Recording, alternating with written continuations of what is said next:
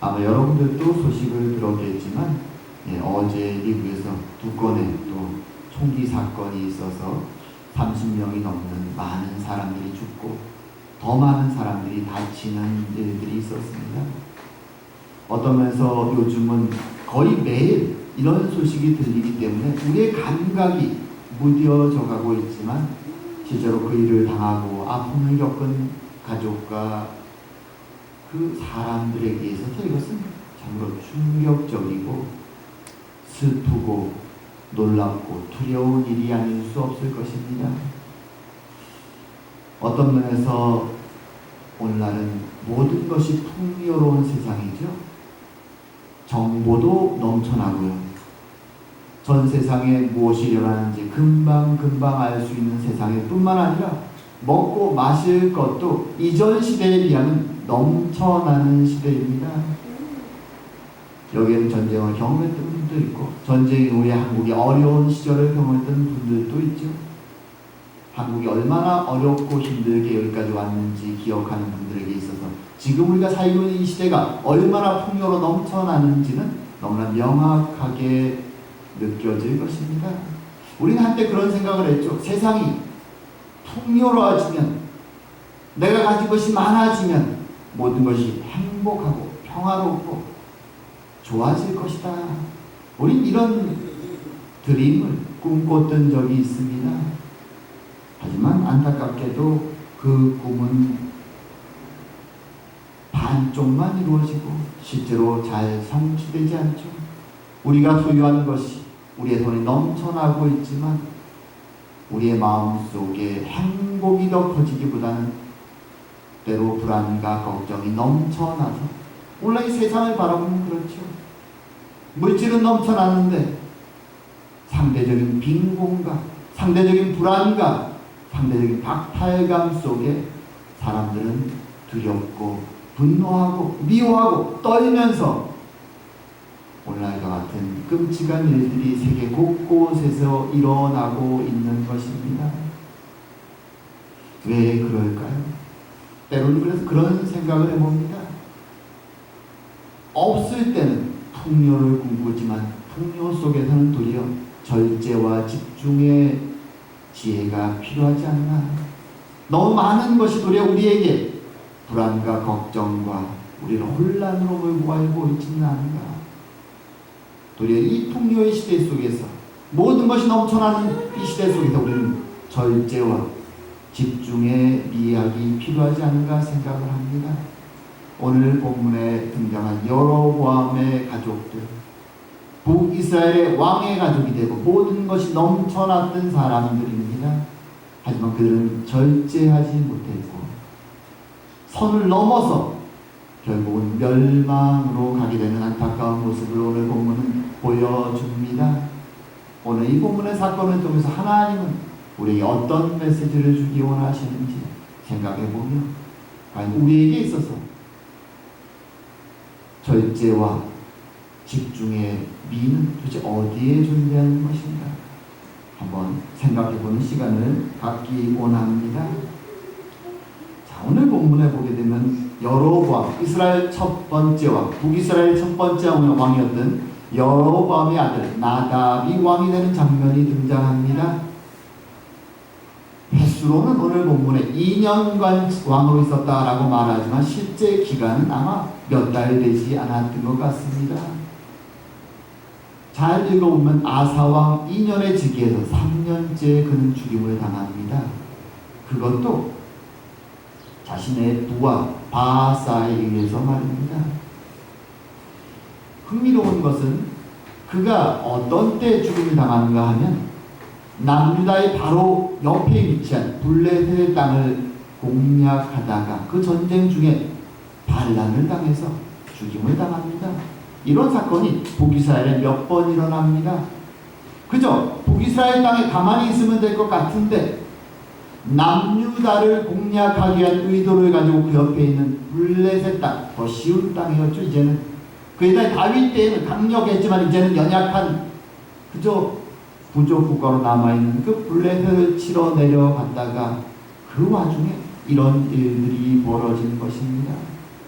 그리고 오늘 본문은 분명하게 말하죠. 이 일은 단순히 나답의 일 때문이 아니라 그 이전 여로보암 때부터 범했던 하나님이 분노하신 여로보암의 죄에서 이 가족이 벗어나지 못했기에 선지자 아이야를 통해서 이미 주신 그 심판의 메시지가 성취된 것이다. 사실 이 여로보암의 죄, 여로보암의 길은 북이스라엘 모든 왕조가 멸망하는 이유가 됩니다. 하나님의 심판의 원인이 됩니다. 그래서 오늘은 여기서부터 시작해 볼까 합니다. 도대체 여로보암의 죄, 여로보암의 길이 무엇인데 하나님은 멸망의 심판을 경고하셨고 그것을 실행하셨는가? 여로보암 모든 가족이 심판으로 죽을 수밖에 없었는가? 먼저 죽은 여로보암의 가족 속에서 가장 의로웠던 한 아들 아비야를 제외하고 모든 가족이 심판 속에 죽어갑니다. 슬픈 역사죠. 어떤 면에서 북이스라엘의 첫 번째 왕조였는데 하나님의 축복과 은혜 속에 시작된 그 시작이 왜 이렇게 슬픈 역사로 끝나는가? 우린 그것을 곰곰이 살펴보며 교훈을 삼을 필요가 있습니다. 여로보암의 죄, 한마디로 하면 금송아지 우상을 만든 죄를 가리키는 것입니다. 그가 왜 이것을 만들게 되었을까요? 왜? 어떤 면에서 그의 이 금송아지 우상을 만든 일, 베델과 단이죠. 말하자면 북이스라엘 땅의 가장 남단과 가장 북쪽, 양쪽 끝에 두 군데 설치합니다. 그것을 만든 목적은 오늘날 현대인의 시각으로 바라본다면 당연히 만들어야 될 것처럼도 보입니다. 왜냐하면 그렇게 하지 않으면 북이스라엘 나라 자체가 흔들리지 않을까라는 걱정에서부터 이것이 시작되기 때문에 그렇습니다. 자, 사실 그렇게 시작되어서 만들었지만 오늘 하나님이 그럼에도 불구하고 책망하시고 심판하시는 이유는 무엇인가 하면 하나님이 처음 여로보암에게 이스라엘의 열 족속을 떼어주시면서 나라를 세우시겠다는 그 예언을 주실 때 그에게 주신 메시지가 있기 때문입니다. 약속의 말씀이 있기 때문입니다. 여로보암 이미 알고 시작했습니다. 자신이 가야 될 길이 어떤 길인지. 그럼에도 불구하고 그 하나님의 약속의 말씀을 여로보암이 어겼기 때문에 오늘 이 사건이 발생한다는 것을 우리는 기억할 필요가 있습니다. 세상적으로 볼 때는 밖에서 바라보는 시선으로 바라볼 때 여로보암은 크게 잘못한 것 같지가 않습니다. 나라를 유지하기 위해서 절기 때마다 남유다 예루살렘으로 사람들이 계속 내려가는 것을 방지하기 위해서 사람들에게 남쪽 끝과 북쪽 끝에 하나님을 대표할 수 있는 금송아지 우상을 만들고 보아라 이것이 너희들의 하나님이다. 이제는 예루살렘으로 가지 말고 여기서 예배해라 라고 말하는 것이 차라리 지혜로워 보일지 모르지만 하나님의 나라 안에서는 하나님의 약속이 명확히 있었다라는 것입니다.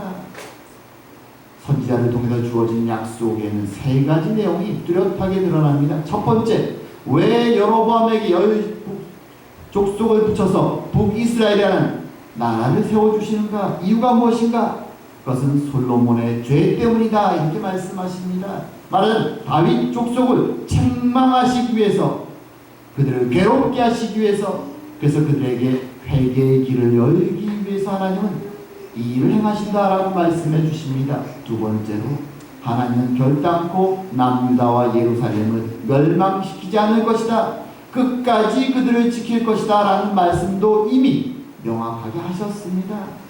그리고 세 번째로 하지만 너희가 여로보암의 족속이 하나님께 충성한다면 하나님 말씀대로 살아간다면 너희 가족도 다윗 족속처럼 내가 견고히 세워줄 것이다.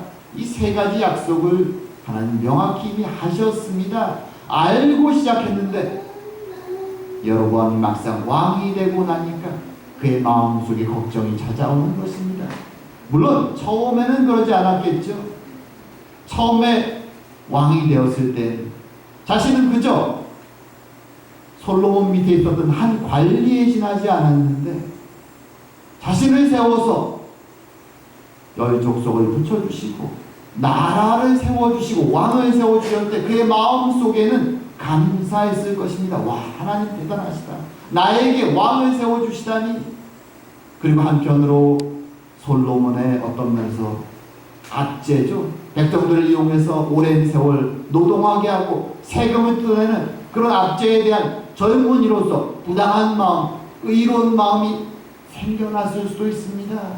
그리고 여전히 아버지를 따라 악한 일을 행하려고 하는 르호보암의 모습을 보면서 의로움이 생겨나서 그런 열정으로 하나님 말씀에 순종하며 혹시 이 분란을 통해서 자신이 죽을지도 모르지만 그래도 하나님의 뜻 순종해서 하나님 제가 열심히 해보겠습니다라고 참된 의지가 있었을지도 모릅니다. 하지만 왕이 되고 북이스라엘이 왕국으로서 모습을 굳건히 세운 다음에 그 축복과 은혜 속에서 그를 찾아온 것은 더 이상 감사가 아니라 불안과 걱정이었다는 것이죠. 이것이 참 안타까운 모습입니다. 사실 북이스라엘이라는 나라에 있어서 여로보암이 생각해야 될 것은 무엇인가 하면 내가 맡은 임무가 무엇인가 하는 것이죠. 하나님은 엄밀히 말한다면 하나님의 나라 이스라엘을 영원히 두 쪽으로 나누어 놓을 마음이 없었습니다. 여전히 이스라엘의 왕은 하나님이셨고요.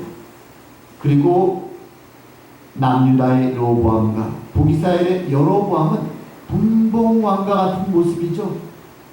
하나님의 왕국의 한 부분씩을 특별한 임무를 맡고 일정 기간 동안 맡고 있는 자들이었다는 것이죠. 그들의 역할은 거기까지였습니다. 여로보암은 그 임무를 맡고 감사한 마음으로 자신의 맡은 바 열 족속을 충성스럽게 다스려야 되는데 그만 그는 분봉왕의 자신의 역할을 넘어서 마치 자신이 왕인 것처럼 더 큰 걱정 속에 휩싸여 있는 것입니다. 맞은 이런 거에 비할 수 있겠죠.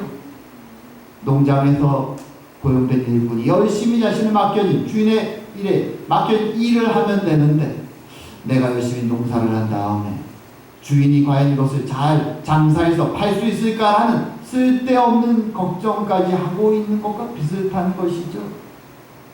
일꾼에게 맡겨진 일은 열심히 그것을 수행하면 되는 것입니다. 그런데 여로보암은 자신의 선을 넘어서 걱정을 하다가 그만 하나님의 명령을 어기는 데까지 나아가는 것이죠. 그것이 무엇입니까?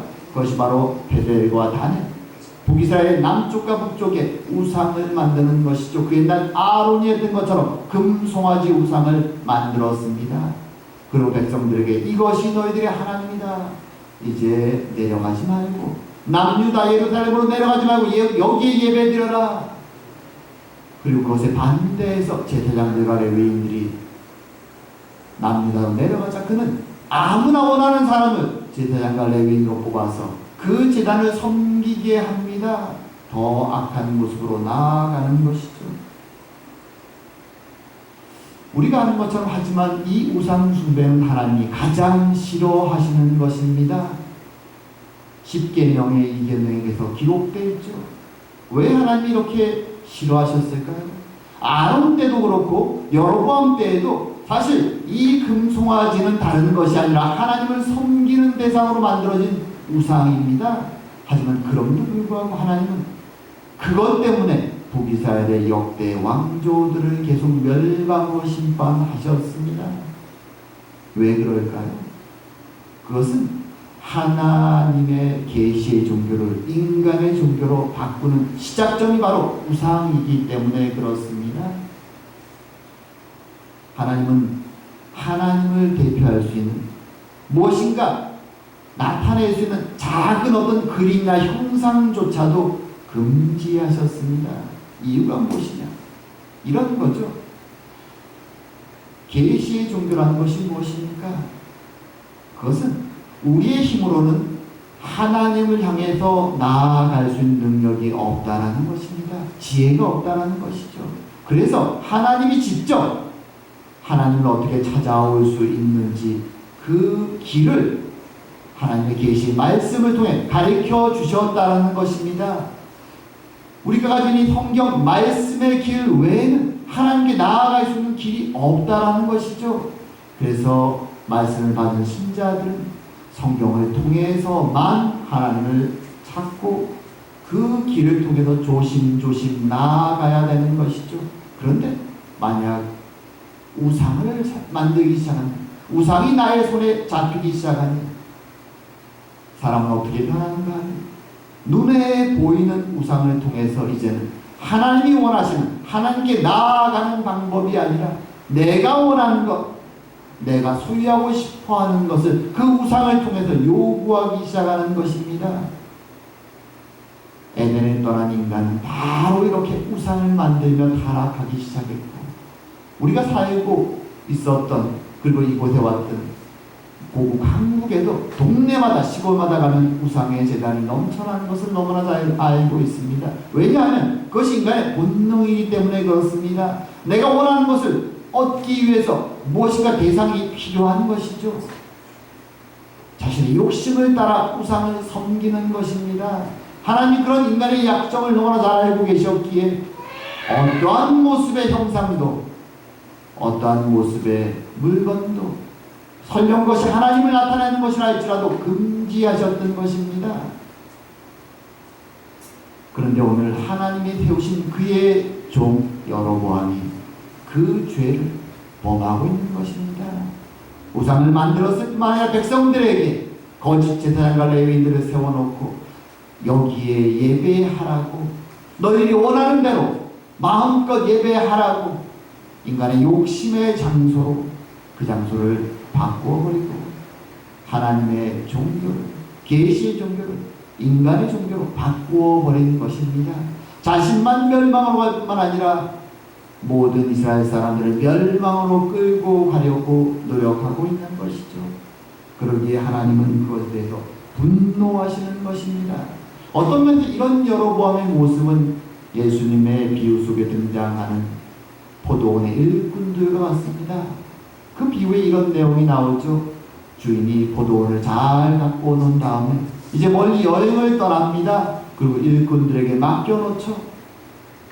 주인이 여행을 떠나고 이제 눈에 보이지 않게 되자 그동안은 성실히 했던 일꾼들의 마음속에 욕심이 생겨납니다. 주인이 보이지 않는데 이제는 우리의 마음대로 이것을 소유할 수 있지 않을까? 시간이 지나서 주인이 자신의 종들을 보내서 수확물을 얻어가고자 합니다. 그럴 때 그들은 욕심을 부리며 그 주인의 종들을 때리고 못 살게 울고 심지어 죽이기까지 합니다. 그리고 나중에 주인의 아들이 왔을 때에도 그를 죽이고 그 농장을 소유하고자 합니다. 하지만 결국 그들에게 떨어진 것은 무엇입니까? 분노한 주인이 보낸 군대에 의해서 그들은 멸망당하고 맙니다. 오늘 이 여로보암의 모습이 마치 그와 같습니다. 다시 어느 날 많은 교회의 모습이 또한 이와 비슷합니다. 하나님 교회의 사역자들을 세워주시죠. 직분자들을 많이 세워주십니다. 그들을 통해 하나님의 교회를 섬기게 하시죠. 목사도 있고 장로도 있고 집사들도 있습니다. 처음 배웠을 때는 감사하고 감격하죠. 근데 시간이 흐르고 익숙해져 가면 마치 여로보암의 모습처럼 이제는 하나님께 영광을 돌리기보다 나의 영광과 나의 명예와 나의 능력과 나의 자리를 인정받기 원하는 모습으로 바뀌어가는 것이죠. 그래서 오늘날 많은 교회들이 세상으로부터 부끄러움을 당하고 손가락질을 당하는 이유가 거기에 있는 것입니다. 하나님이 주인 되신 것이 아니라 어느새 그들이 주인이 되어버린 것이죠. 오늘 이 여로보암의 가족은 그처럼 멸망의 길을 걸어갑니다. 하지만 더 안타까운 것이 무엇인지 아십니까? 많은 사람들이 이 여로보암의 왕조가 여로보암과 그의 가족들이 멸망의 길을 걸어간 이유가 무엇인지 알리면서도 불구하고 그 후대에 그를 따라 생겨난 다른 왕조들도 여전히 여로보암의 길로, 여로보암의 죄로 걸어가 멸망의 길을 걸어갔다는 것입니다. 심지어 바로 그 죄목 때문에 하나님의 심판의 도구가 되어서 여로보암의 왕조와 자신 이전의 왕조들 멸망했던 사람들도 여전히 똑같이 여로보암의 길로 걸었다라고 성경이 기록한다는 것이죠. 여로보암의 왕조를 멸망시킨 바사도 또 여로보암의 길로 걸다가 멸망하고, 그리고 바사의 왕조를 멸망시킨 오므리도 또 여로보암의 죄의 길을 걷다가 멸망하고, 오므리의 왕조 바로 아합으로 연결되죠. 그 왕조도 똑같이 여로보암의 길을 걷다가 예후를 통해 멸망하고, 그를 멸망시킨 예후도 그의 왕조도 똑같이 여로보암의 죄의 길을 걷다가 멸망합니다. 바보들인가요? 왜 이럽니까? 자신이 선지자의 명령을 듣고 여로보암의 죄의 길을 걸어간 이전 왕조를 멸망시켜 놓고 그들은 똑같이 그 길을 반복하고 다시 멸망의 길을 걸어갑니다. 왜 이럴까요? 이것이 인간의 연약함이죠. 하나님의 뜻이 무엇인지 너무나 잘 알고 있음에도 불구하고 그들은 그 유혹을, 여로보암의 길을 따라 걷는 유혹을 멈추지 못합니다. 참으로 안타까운 모습이죠. 어떤 면에서 오늘날 우리가 살고 있는 시대의 눈으로 볼 때는 여로보암의 길을 걸어가는 것이 당연해 보일지도 모릅니다. 오늘날 세상은 약육강식의 세상입니다. 자신이 얻는 것을 원하기 위해서는 적당히 죄와 그리고 적당한 속임수 정도는 전혀 문제가 되지 않는 세상입니다. 도리어 너무 나이브하고 너무 순진한 것이 어리석고 죄처럼 보이는 것이 이 세상입니다. 그런 세상에 살기 때문일까요?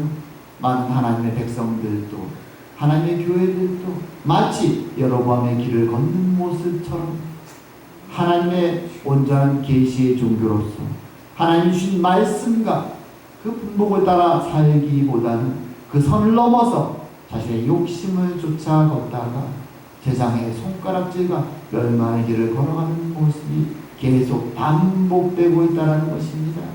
우리는 오늘 이 여로보암의 모습 속에서 교훈을 얻는 것이 필요합니다. 크게 두 가지 교훈이 여기서 주어집니다. 하나님은 그의 백성들에게 각자에 맞는 분복을 주셨다라는 것입니다. 각자에 맞는 분복. 어떤 사람에게 우리의 눈으로 볼 때는 더 많은 것을 소유해 보이는 사람도 있고, 어떤 사람은 정말 조금만 소유해 보이는 사람도 있을 수 있습니다.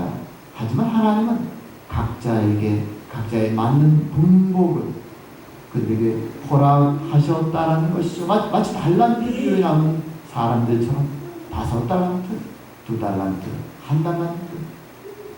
하지만 그 각자의 분복을 맡은 사람들에게 주인이신 주님이 하나님이 요구하시는 것은 무엇인가 하면 자신이 맡은 곳에 충성되게 순종하기를 나아가는 것입니다.